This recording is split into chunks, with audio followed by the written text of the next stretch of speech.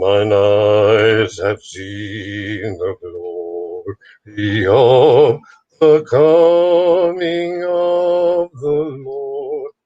He is trampling down the vintage where the grapes of wrath are stored. He bestowed his mighty lightning like a terrible swift sword. His truth is marching on. Glory, glory, hallelujah. Glory, glory, hallelujah. Glory, glory, hallelujah. His truth is marching on. In the lilies of the valley, Christ was born across the sea. With a beauty in his bosom that transfigures you and me. As he died to make men holy, let us live to make men free, as God is marching on. Glory, glory, hallelujah. Glory, glory, hallelujah. Glory, glory, hallelujah. His truth is marching on. Hallelujah. Hallelujah. I dedicate that one to the United States of America, and for blessings and the Lord's will to fall on that country, my home country, for the upcoming elections, for right to be done, and for God to sweep across the land and have His will honored, and to have we the people bow to His uh, uh, greatness, His love. Good morning. Here I am, a talking head today. First off, I want to thank you for joining us, and welcome to Talk. I'm Dennis Syracuse, and Talk is sponsored by K-Roar Lion of Judah Ministries Radio. K-Roar. I said that backwards, but it worked. And www.kroar.org is the radio station that started this all. And you can see the banner down below. We encourage you to go listen. It's a great, great station. Share with your friends, your relatives, your neighbors, strangers. We're just asking for help into growing our home audience.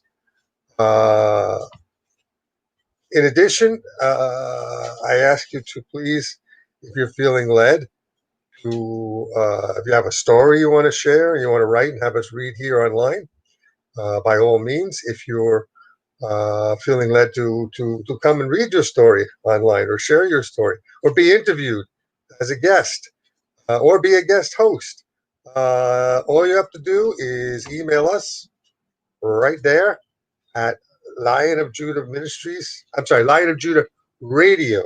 Lion of Judah Radio at kroar.org. Lion of Judah Radio at kroar.org. And that is available for you as well. Excuse me. It's in my eye. I think that's all the old business we need to cover this morning. Notice our studio looks a little different today. We're in K-Roar Studio B, which is a much smaller rehearsal studio. And yours truly was injured yesterday. My wife and I had a date. I actually left the confines of the hermetically sealed Syracuse compound, suited up with my mask and my shield and my hat, and ventured out. We had some shopping to do, and my wife Janice, by the way, Janice is my wife. She's my better half, and had a great time until we went to get. Well, let me start by saying I've got a sweet tooth. I admit it. I try to control it. I like to have something sweet before I go to bed. And lately, Janice has been kind enough to go out, and she's been purchasing a box, probably about yay big, of brownies. What's the matter, Tito? Tito's looking at me like I'm crazy. Of brownies, and they're little square brownies. Two of them don't even equal a whole American brownie. In America, if you get a brownie, that's a brownie. So they're little. They're like gourmet brownies. They're very, very good. So we were just out of brownies, and that was on our list. And we went over to the brownie counter. And what do you know? There's one box of brownies left. And I looked at Janice. Janice looked at me. And there was a Lola. Lola is grandmother in Tagalog. And if I'm using the wrong word, please email me or message me and correct me. But she was a Lola type, but she's a big woman. She was a big woman. And there the box of brownies was on the table. Well, I looked at her. She looked at me. And it was like in the westerns, the cowboy westerns on TV, where the bad guy and the good guy are eyeing each other up, guns are drawn, and they're like, something's going to be going down. Well, I lunged for the table. Lunged for the table. Janice tried to grab me before I could crash into the table, but she was not successful. So I lunged into the table, grabbed the brownies. The old woman grabbed me, and she literally threw me. Now I'm probably almost 200 pounds, 6'2". She threw me off of the table. The brownies went flying. The two of us are looking. When she threw me, she wrenched my shoulder. And I've had a wrenched shoulder ever since. See, Tito's laughing at me again. Tito, you weren't there, so don't even go there. I'm living with the pain. So anyway, had the air conditioning on last night. It was really cool in here tonight. Usually I just sleep without a shirt, just shorts. And even with the air conditioning, it's comfortable. But last night it got cold, and I think it inflamed my shoulder. So we're giving the shoulder a rest because it takes us a little while to get Studio A set up with the lighting and the backgrounds and all that other good stuff. But anyway, I got the brownies. I quick ran for the counter. Lola was slow. She may have had brawn. I had speed. And Janice is laughing her head off. But even with a bad shoulder, I got the brownies. I got the brownies. All respect to the Lola. All respect. When it comes to brownies, you don't mess. So anyway, that's the brownie story. Uh, we left the compound here and walked over to the mall. The mall is not far from here, but you have to understand, I've been in this uh, compound, this apartment, hermetically sealed, protecting myself since March 15th. So that's March, April, May, June, July, August, September, October. Just past 7 months, heading to 8 months. Another month and a half, I could have had a baby in 9 months. So I know we're all in the same boat. But for me, I limit the times I go out. And so anyway, we went out and again got my hat, got my shield, got my mask, got my towel in my pocket, got my keys. I actually had on pants, long pants. I live in shorts usually, every day, all day. And it felt good to be dressed. Janice suggested, "Why are you wearing long pants? Why don't you wear shorts?" And thinking to myself, I always wear shorts. I'm going to put on long pants. So she thought I looked guapo. She thought I looked handsome. So guapo is handsome. That's Tagalog. Uh, so I went with Janice. We went out and walked. And you know what I found out?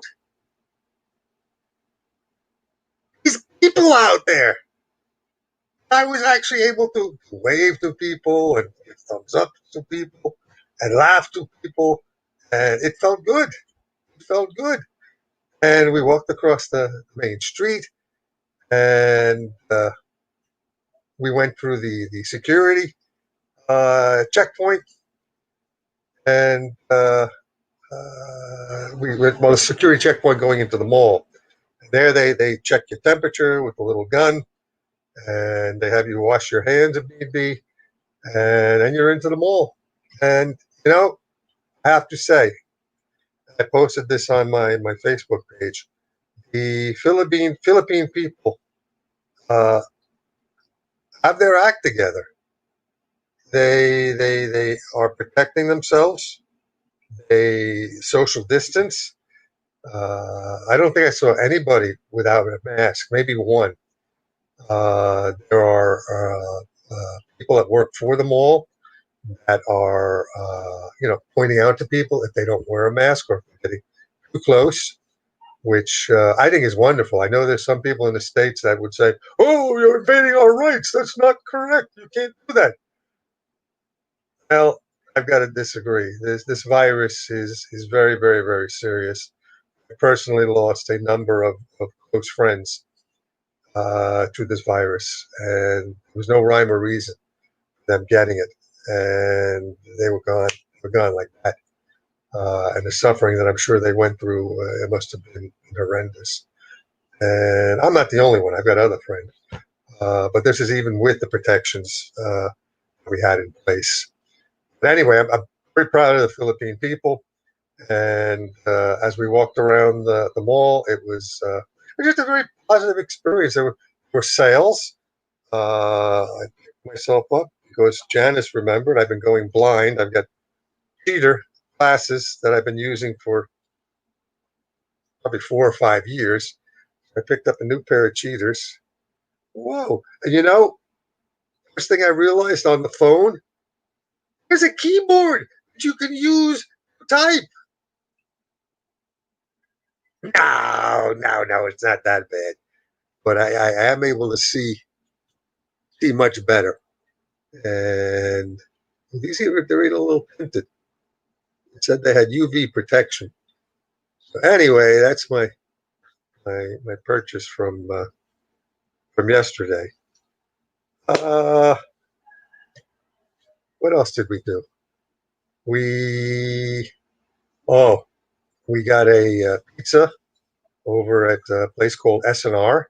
Now, S&R is a membership shopping club, and I believe they are owned by Costco here in the U.S. And I mean, you walk into the store and it's the same colors, it's the same signs. Instead of saying Costco, it says S&R. I eat their hot dogs, and I know you guys love them there too. Big old foot long ones where you get for $1.50 with a soda. Got them right here, right across the street. They're absolutely delicious. Well, we picked up a pizza pie, just a cheese pie, to bring home, and I usually have a slice or two every day. And so Janice was kind enough to cut it up, and I stuck it in our freezer, and it keeps all week. So it's wonderful. Uh, but yeah, so we got an S&R pizza pie. And then we stopped at. I've been having a hankering, uh, craving for because I haven't been out for Burger King uh, cheese Whopper with cheese, onion rings, and fries. And I was so excited to go in. They actually have their own checkpoint before you go in. There's a gentleman with the gun for the checking your temperature and for doing the hand wash before you go in. And they've got the markers on the floor to space you accordingly. And they got the shields up. All the stores have it. I mean, it was a very, very positive experience.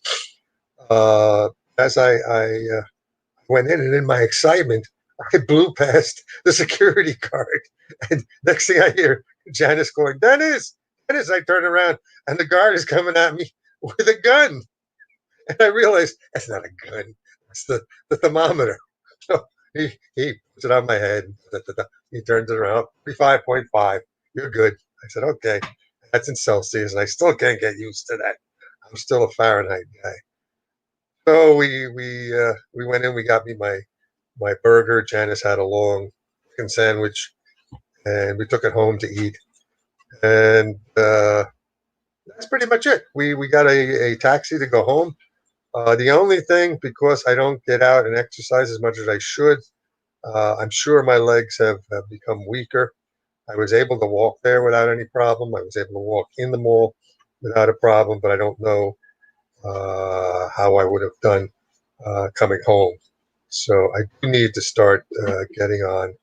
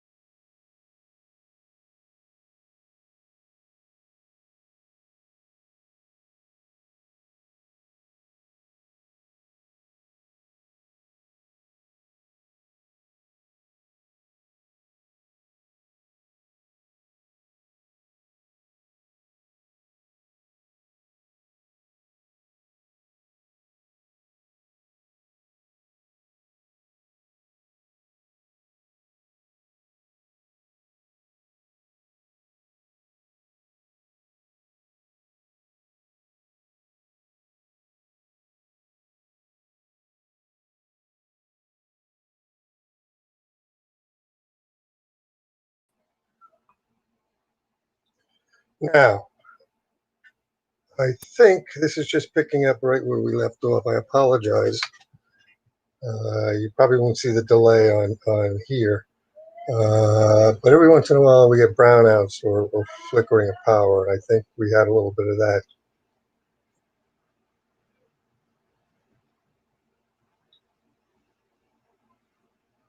Stand by, we still got issues.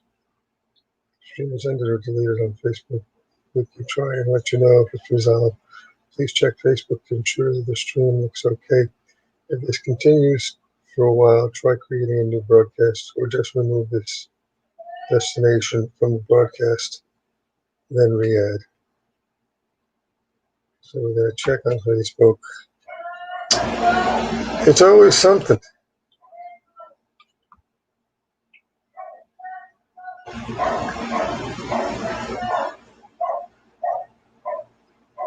Uh,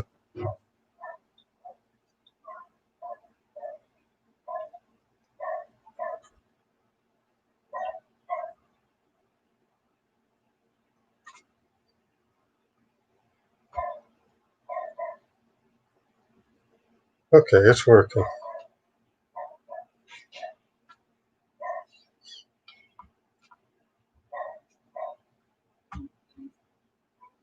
But anyway, yeah, we had a brownout here, and everything froze on my computer, so I had to restart the whole fracking thing again. And we're back. We're back. Well, I think what I was talking about, look at the mouth there. I think what I was talking about was, I don't even remember what we're talking about. Scouting. What we're talking about. Oh, we're talking about the mall. And yeah, we took a cab home, and we just had a really, really, really nice day. I'm going to rant here just for a minute, though, and ask. There's two schools of thought about this pandemic that we're in. There is those who have seen people die because of this, or have lost relatives or loved ones because of COVID-19. And because of that, they know the potential lethality of this illness. Something as simple as just wearing a mask, face shield, uh, is insurance. Is insurance.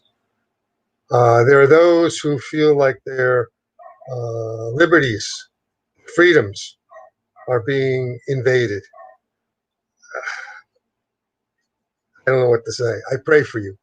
I pray that you do not catch this dreaded illness.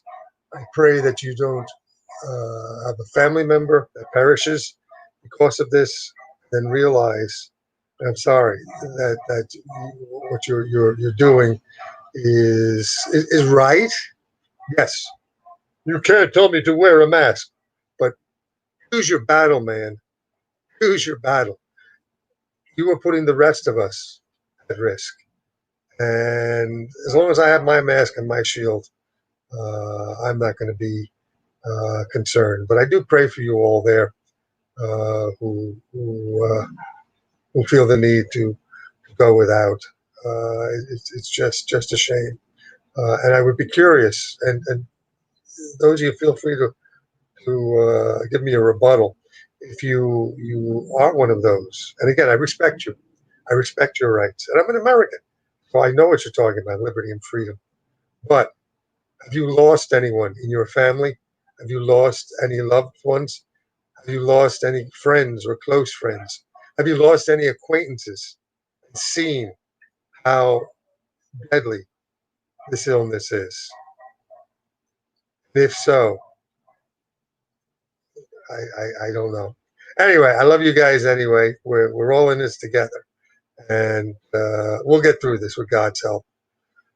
So we are now in what's the word I'm thinking of? Abbreviated version. We lost about 15 minutes there. And so what I would like to do is spend a little bit. Let's do this. Let's give me a second to change gear. I set everything up before the broadcast, and I have certain things that I look at while we are broadcasting for me to read or share. And one of those things is funny stories, which in reality are jokes. And first of all, I think I'm going to put on my new Go Fast goggles.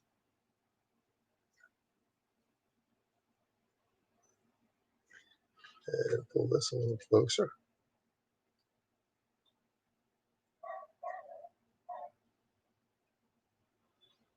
Oh, they are all here. Well, that's good. I learned over the years sometimes when something like this happens on the computer and you have to reset, or you turn it off and you don't turn off all of your windows, those windows will reappear. So in this case, it's a blessing. So here we are with some funny jokes.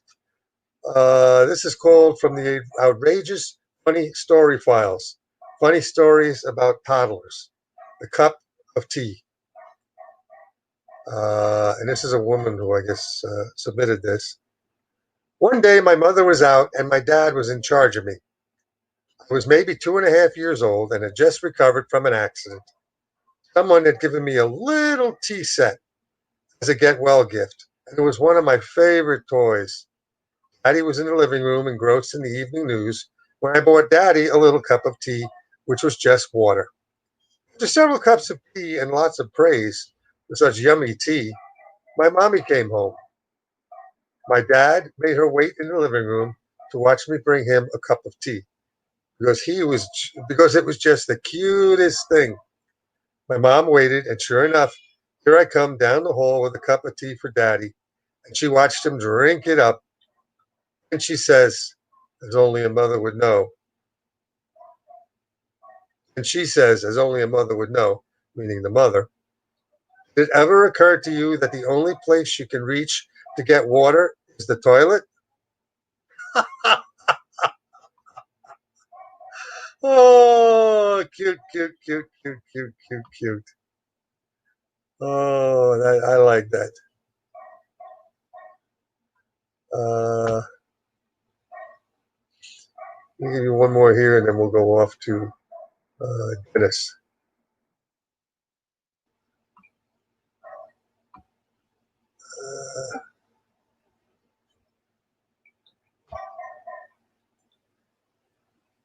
Okay, this is from the Outrageous Funny Story Files. And these are all, by the way, from Surfer Sam online, surfersam.com. From the Outrageous Funny Story Files, funny stories about blondes. This one's the best blonde guy story ever. Very first ever blonde guy joke, and well worth the wait. An Irishman, a Mexican, and a blonde guy were doing construction work on scaffolding on the 20th floor of a building. We're eating lunch, and the Irishman said, corned beef and cabbage. If I get corned beef and cabbage one more time for lunch, I'm going to jump off this building. The Mexican opened his lunchbox and exclaimed, burritos. If I get burritos one more time, I'm going to jump off too. The blonde opened his lunch and said, bologna again? If I get a bologna sandwich one more time, I'm jumping too. Next day, the Irishman opened his lunchbox and saw corned beef and cabbage and jumped to his death. The Mexican opened his lunch, saw a burrito, and jumped too. The blonde guy opened his lunch, saw the bologna sandwich, and jumped to his death as well. At the funeral, the Irishman's wife was weeping. She said, if I'd known how really tired he was of corned beef and cabbage, I never would have given it to him. The Mexican's wife also wept and said, I could have given him tacos and enchiladas. I didn't realize he hated burritos so much. Oh, this is good.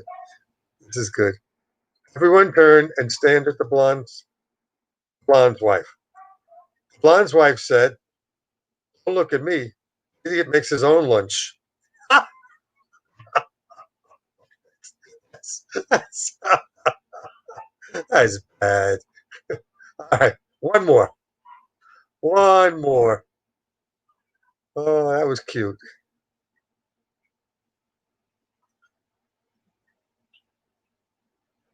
Let's see. I don't know if we did this one.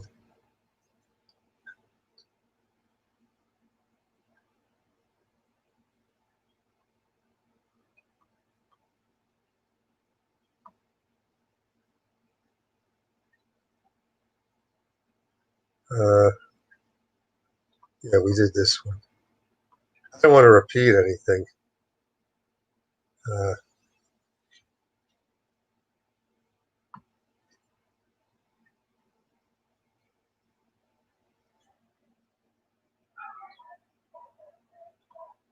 saw that one.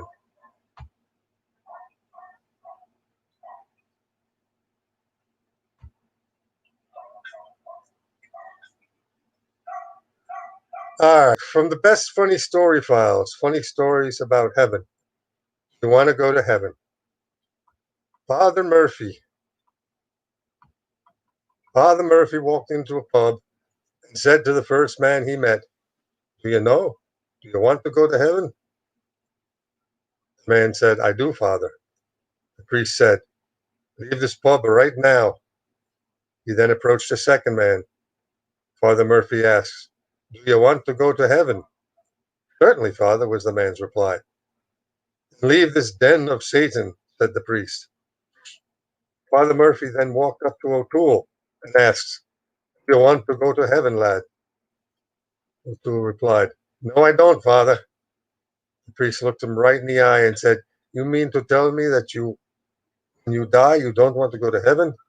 O'Toole smiled. "Oh, when I die, yes, Father.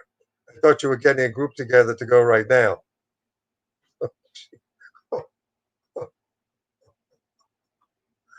All righty, we're gonna close this one out, and we will share the. Uh, it's so good to see people. It's amazing.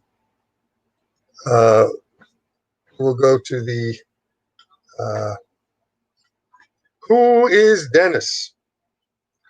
And again, we're still at summer Boy Scout camp at Onteora, Land in the Sky. And what I'm about to share with you is limited public knowledge of the group called uh, the Order of the Arrow, which is an honorary society uh, of the Boy Scouts of America. Actually, Boy Scouts, around the world. Honorary. Hey, you are chosen to be uh, indoctrinated into the Order of the Arrow, and you're chosen months before uh, the ceremony and what they call the ordeal starts. And I remember being chosen and then being anxious because some of the stuff I knew was a little bit scary. What happens is, the reason I'm bringing this up now is that if you remember, all of the scouts have marched onto the parade ground, onto the picnic grounds, are standing in formation, and those that are chosen to start their ordeal are brought up one at a time to these two very large Indians who are going to be beginning our ordeal for us. This is for each troop, so this could take a while. Uh, but we were standing there. I think our troop was one of the first ones.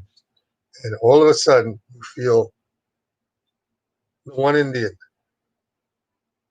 comes up behind you and he grabs you by the arms, pulling your arms so your shoulders are going back, and pushes you up front. And I forgot the exact verbiage. I don't even think I'm allowed to share that. Uh, but what happens is you get tapped for the Order of the Arrow. And what happens is that the I think he's the chief who's in the front, and he takes his hand and he puts it all the way up in the air. Now he's big to begin with, and then with his arm in the air, he's even bigger. And he puts it down fully straight, no elbow bend, fully straight, and slams his open hand. I'll do it now. That's my bad shoulder right now. Under your shoulder, and it hurts. It hurts. I mean, not debilitating, but you're then taken and you're put in line. Now, without giving too many details, the ordeal members, which was me and the rest of the guys that were chosen, my chin keeps disappearing. Now my head's disappearing. No comments about my fat head. We are escorted out of the area. I did have a chance to say goodbye to my parents. Uh, I knew this would be happening, but they march us. It's probably about 10 o'clock by now, dark, and they march us through the woods. And as I remember, I think we're symbolically all tied at the wrist, and as we're marching through the woods, it's tiring. I mean, we had a long day to begin with, and that's the last thing any of us wanted to be doing was traipsing through the woods uh, at night.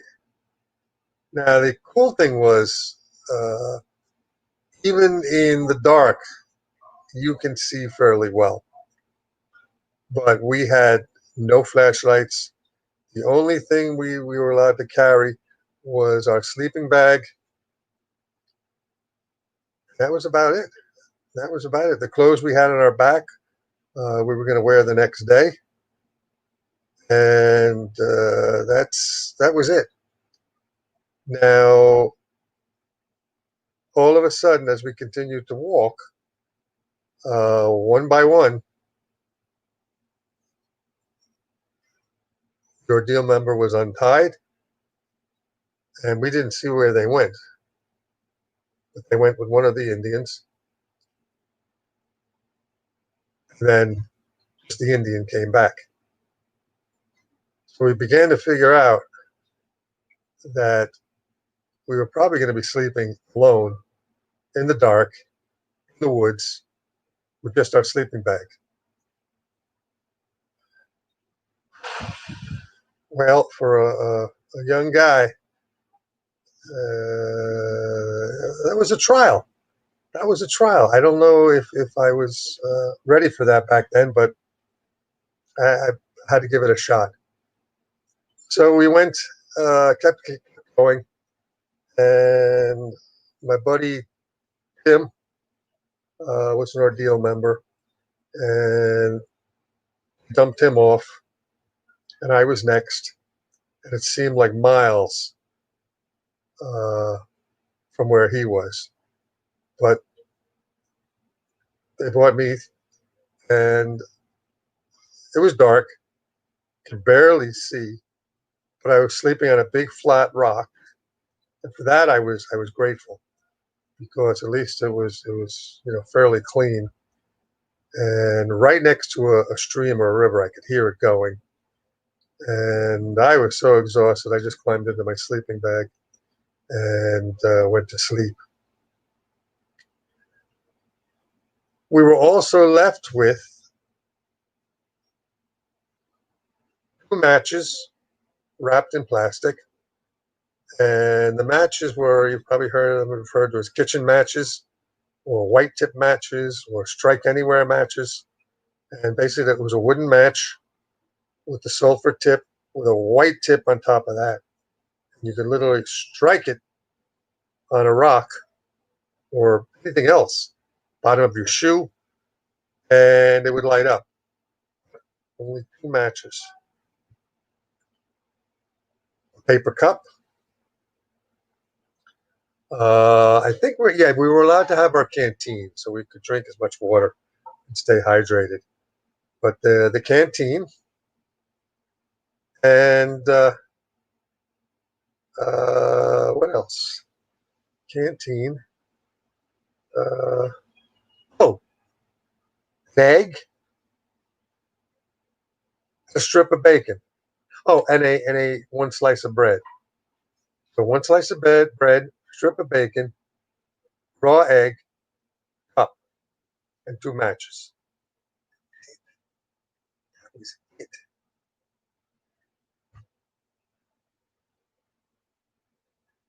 I wasn't sure what to do. If I'm supposed to, well, I had heard much later, after everything was done, that the paper cup you'd fill with water and put the egg in the cup and put the cup on the coals in the fire. Now, the cup would not burn with the water in it, just the very tops where there was no water. And the water would boil and it would give you a soft boiled or hard boiled egg, depending on your choice. The bacon you could cook on a stick or put it onto a rock. The bread you could toast with a stick. I couldn't be bothered. First off, I couldn't get a fire started. So I lit my first match, went down by my small bits of tinder and went out. My second one, and I put it down again, went out. I said, that's it. I can't deal with this. And as that second match went out, I heard, now we were not allowed to talk.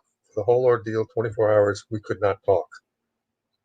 So I hear, and I turned, and who's about 50 yards away from me? My buddy Tim. He's on a rock further downstream. And he gives me one of these. Uh, so he turned his back. I said, this is as good an opportunity as any. And I took the egg and I threw it in his direction. It hit a rock, kind of like a shot across his bow. I didn't want to get him covered with egg the day's activities. That would have been mean. He looks up and I find out he's got his egg.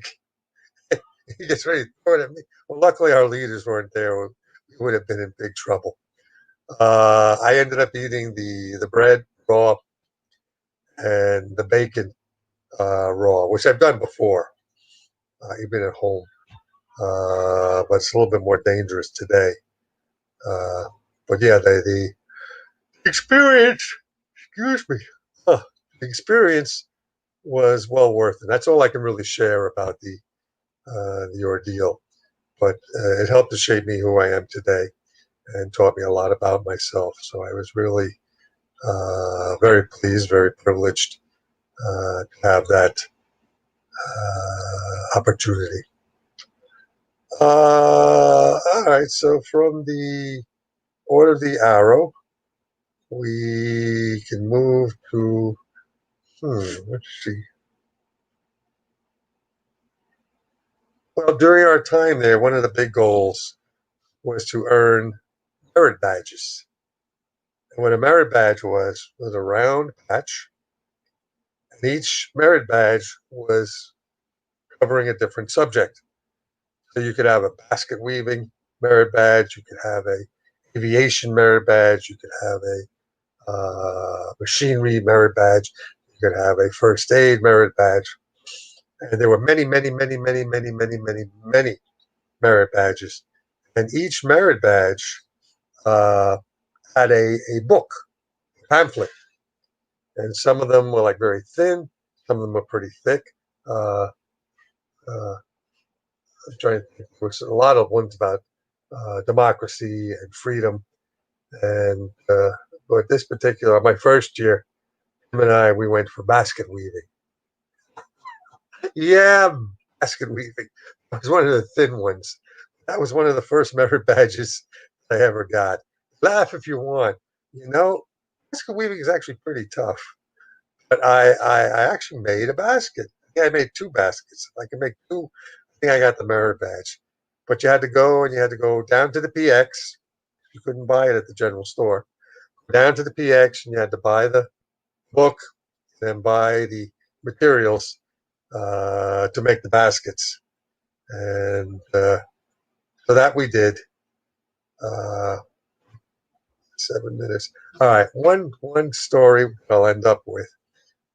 This is a very famous story among 269 people.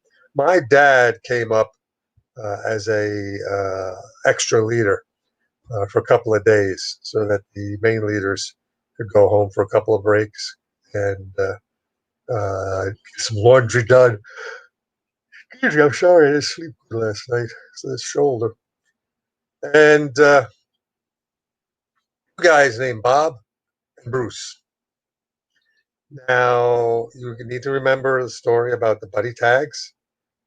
And do you remember how we had to swim? Always with a buddy. That's right. Always with a buddy. And then only swim in the designated areas. So if you had two red tags, they had to be in the red tag area. So that's uh, Bob and Bruce did. And they went down and they had a great old time.